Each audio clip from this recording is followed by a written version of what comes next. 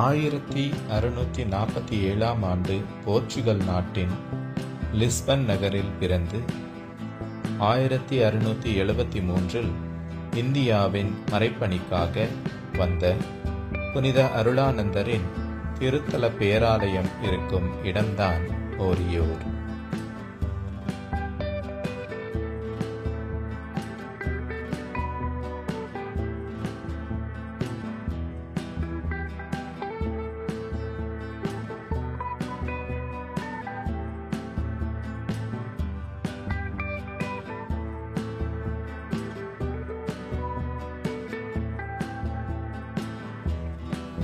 இந்திய திருநாட்டிற்கு இயேசுவின் சுவிசேஷத்தை போதிக்க வந்த அருளானந்தர் என்று தமிழில் தன் பெயரை மாற்றிக்கொண்ட தந்தை ஜான் தே பிரிட்டோ அவர்கள் ராமநாதபுரம் சேதுபதியின் ஆட்சியின் கீழ் மரண தண்டனைக்கு தீர்ப்பிடப்பட்டு 1693 ஆண்டு பிப்ரவரி 4ஆம் தேதி விபூதி புதன் அன்று ஓரியூர் என்ற இடத்தில் பெருமாள் என்பவனால் தலை வெட்டப்பட்டு மறைசாட்சியானார்.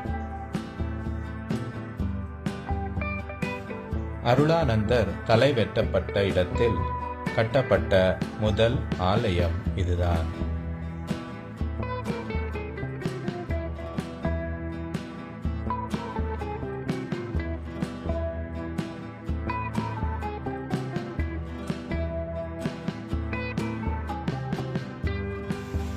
இங்கு வந்த முதல் திருப்பயணி யாரென்றால் அருளானந்தரின் தலையை துண்டித்த பெருமாள் என்பவர்தான்.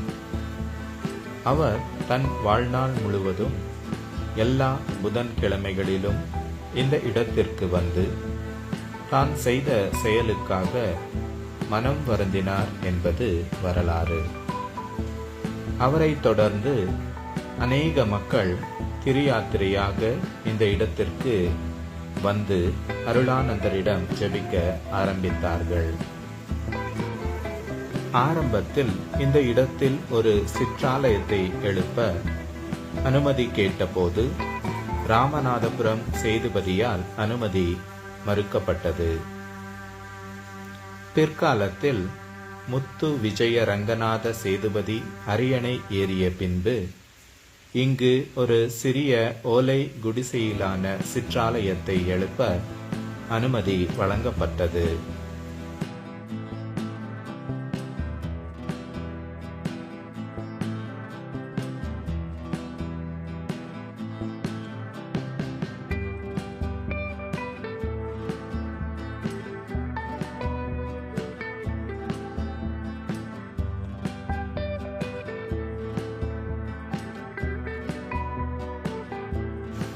ஆயிரத்தி 1770 இத்தாலி நாட்டின் இயேசு சபை குருவான மக்களால் சின்ன சவேரியார் என்று அழைக்கப்பட்ட தந்தை ஜேம்ஸ் டி ரோசி என்பவரால் இந்த ஆலயம் கட்டப்பட்டது.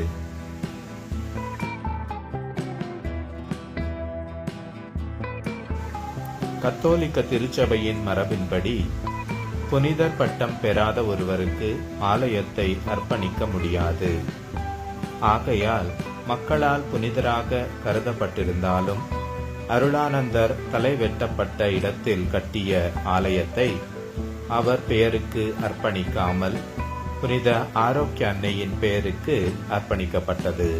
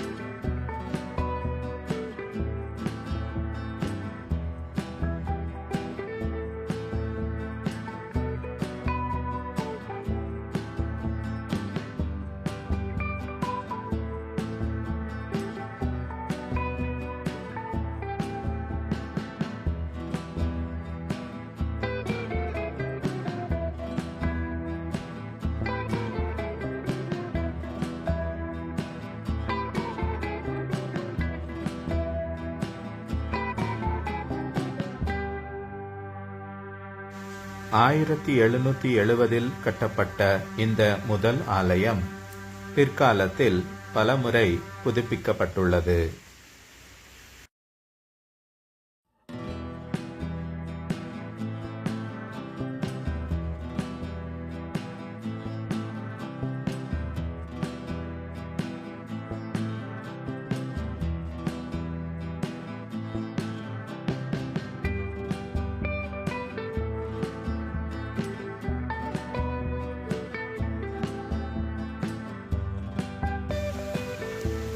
அதே ஆலயத்தின் கட்டடத்தின் பின்புறம் திவ்ய நற்கருணை ஆராதனை ஆலயம் உள்ளது.